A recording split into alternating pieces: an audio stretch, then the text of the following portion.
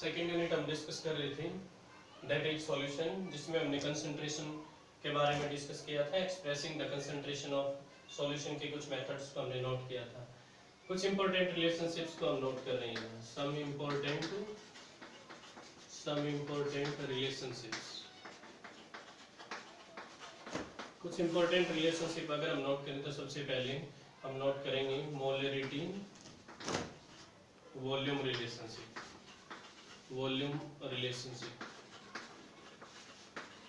जिसमें हम नोट करेंगे M1V1 is equal to M2V2।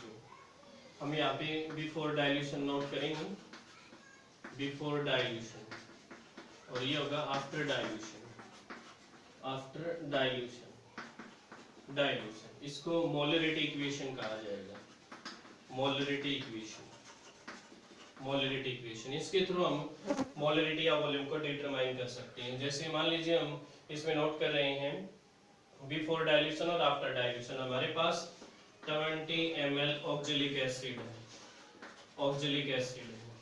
और हम इसमें 20 ml, अगर हमारे पास 20 ml ऑक्जेलिक एसिड है तो उसकी जो मोलरिटी है M1 वो हमें पता है, और वॉल्यूम का भी पता है, V1 का भी पता है। मान लीजिए जो मोलरिटी है वो हम 0.5 मोलर हम नोट कर रहे हैं, और ऑक्जेलिक एसिड की जो वॉल्यूम है वो 20 ml है ही हमारे पास, ये हमने सपोज की है।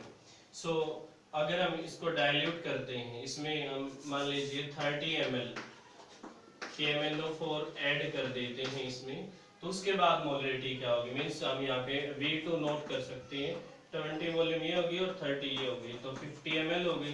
तो हम यहाँ पे M2 की वैल्यू कैलकुलेट कर सकते हैं। कैसे कैलकुलेट करेंगे, M1V1 इज इक्वल टू क्या है, M2V2।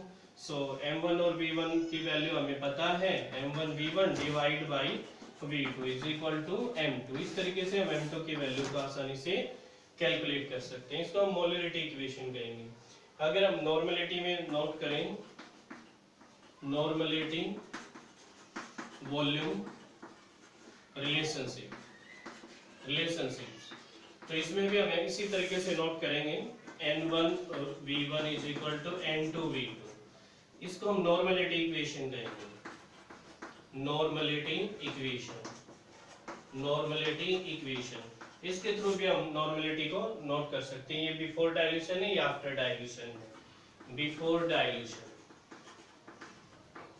डाइल्यूशन डाइल्यूट करने से पहले, और आफ्टर डाइल्यूशन ये हम नोट करेंगे आफ्टर डाइल्यूशन करने के बाद हम इसको नोट कर सकते हैं। तो ये कुछ इंपॉर्टेंट रिलेशनशिप है जिनके बारे में हमने नोट किया है। आगे हम सॉल्युबिलिटी के बारे में डिस्कस कर रहे हैं। अगर मान लीजिए हम सॉल्यूट पार्टिकल्स को सॉल्वेंट में डिजोल्व करते हैं और वो सोल्यूबल होते हैं उसमें, तो हम उसके अनुसार सॉल्युबिलिटी को डिस्कस कर सकते हैं। सॉल्युबिलिटी हम यहाँ पे नोट करेंगे, known amount of solute dissolve in known amount of solvent called solubility means हम नोट करते हैं कि अगर हमें पता है कि सॉल्वेंट की अमाउंट कितनी है और सॉल्यूट की अमाउंट कितनी है, और उन दोनों को हम डिजोल्व करते हैं तो कितने डिजोल्व होते हैं, उसी के अनुसार हम सॉल्युबिलिटी को नोट कर सकते हैं। सॉल्युबिलिटी में हम यहाँ पे नोट करेंगे, जैसे if we dissolve 20 gram of sugar in 100 ml of water, तो हम यहाँ पे देखते हैं कि जो शुगर के पार्टिकल है वो कंप्लीटली मिसिबल हो जाते हैं इनटू द वाटर पार्टिकल। तो इस तरीके से हम यहाँ पे सॉल्युबिलिटी को नोट कर सकते हैं। इसके कुछ फैक्टर्स के बारे में हम नोट करेंगे। Factors which affect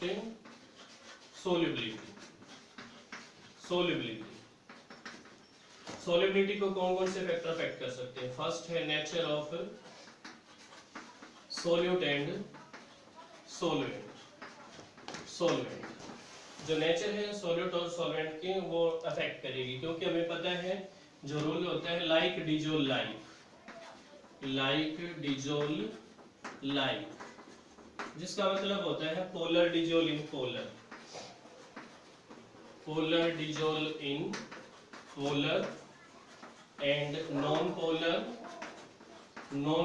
dissolve in non-polar, dissolve in non-polar, non-polar means हम नोट करेंगे कि जो लाइक डिजोल लाइक का रूल है उसके अनुसार पोलर मॉलिक्यूल पोलर में ही डिजोल होंगे और नॉन पोलर में ही डिजोल होंगे। ऐसा नहीं होगा कि polar molecule non polar molecule में डिजोल हो। सेकंड हम नोट करते हैं effect of temperature, effect of temperature, temperature हम बात कर रहे हैं कि जब हम सॉलिड पार्टिकल को लिक्विड में डिजोल करें, when solid dissolve in liquid, dissolve in liquid, जब हम लिक्विड में सॉलिड पार्टिकल्स को डिजोल्व करें तो टेम्परेचर का इफेक्ट हम नोट करें तो इसको हम तीन केसेस में स्टडी कर सकते हैं। फर्स्ट हम नोट करते हैं when we rise temperature, when we rise temperature then solubility increases, solubility increases, तो उस दौरान जो सोल्युबिलिटी है वो इंक्रीज होगी। क्यों इंक्रीज होगी? क्योंकि हम नोट करेंगे जो प्रोसेस होगा, जो प्रोसेस होगा वो हम यहाँ पे नोट करेंगे डिसोल्यूशन प्रोसेस होगा, डिसोल्यूशन, डिसोल्यूशन प्रोसेस होगा। जो रिएक्शन होगी वो एंडोथर्मिक रिएक्शन होगी, एंडोथर्मिक, एंडोथर्मिक रिएक्शन होने की वजह से पार्टिकल अंदर ही डिसोल्व होंगे और डिसोल्यूशन का प्रोसेस होगा जिसमें वॉल्यूम इंक्रीज होगी, वॉल्यूम इंक्रीज होगी और उसके अनुसार जो सोल्युबिलिटी है वो भी इंक्रीज होगी। सेकंड हम नोट करें तो सोल्युबिलिटी डिक्रीज होगी जब हम टेम्परेचर डिक्रीज करेंगे, सॉरी इंक्रीज करेंगे तो। सेकंड जो केस हम नोट कर रहे हैं यहाँ पे solubility, solubility decreases when we rise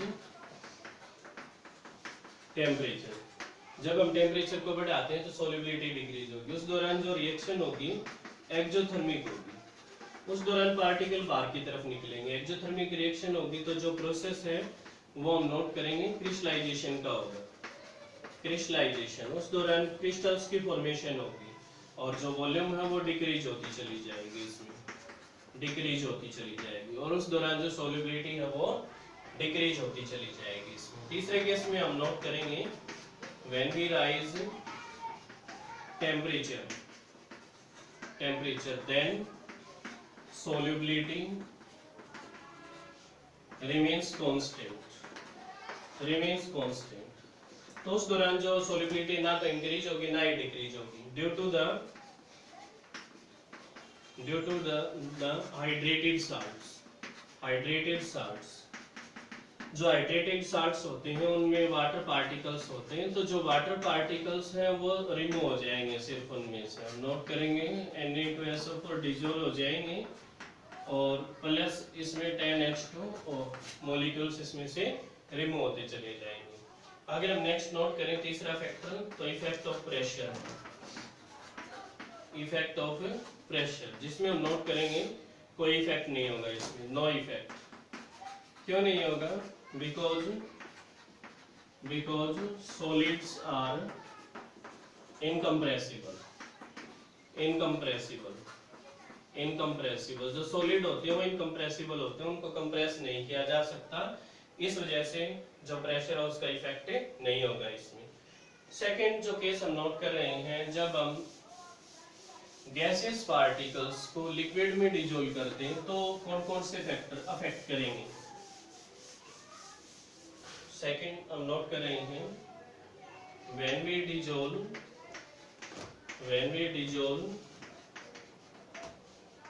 gas into liquid तो उस दौरान कौन कौन से फैक्टर अफेक्ट करेंगे। First nature of solute and solvent, तो इसमें भी हम लाइक डिजोल्व लाइक का ही रूल फॉलो करेंगे, लाइक डिजोल्व लाइक।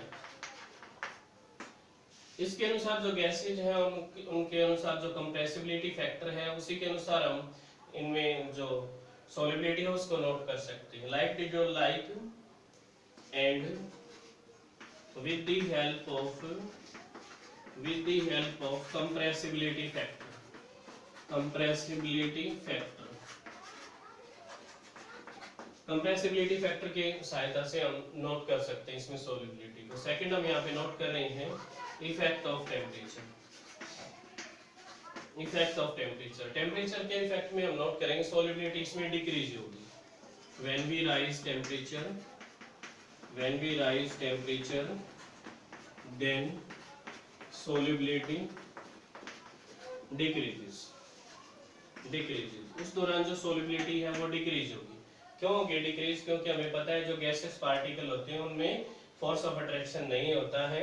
इस वजह से जब हम टेम्परेचर प्रोवाइड करते हैं, जैसे मान लीजिए हम ये लिक्विड ले रहे हैं और टेम्परेचर प्रोवाइड कर रहे हैं, जब हम टेम्परेचर प्रोवाइड करते हैं तो उस दौरान ये जो लिक्विड के पार्टिकल हैं इनके बीच डिस्टेंस क्रिएट हो जाती है और पार्टिकल बाहर की तरफ निकलने की कोशिश करते हैं। मींस इसमें एक्सोथर्मिक रिएक्शन ही होती है, रिएक्शन एक्सोथर्मिक होगी, एक्सोथर्मिक। इसलिए पार्टिकल गैसेस पार्टिकल इसमें डिजोल्व होने की बजाय बाहर की तरफ निकलते हैं, इसी वजह से इसमें सोल्युबिलिटी डिक्रीज हो जाती है। रिएक्शन इसमें एक्सोथर्मिक होती है इस वजह से भी। इफेक्ट ऑफ प्रेशर हम नोट कर रहे हैं, effect of pressure. Gases particle में इफेक्ट ऑफ प्रेशर में हम नोट करेंगे when we raise pressure, when we raise pressure then solubility increases, then solubility increases।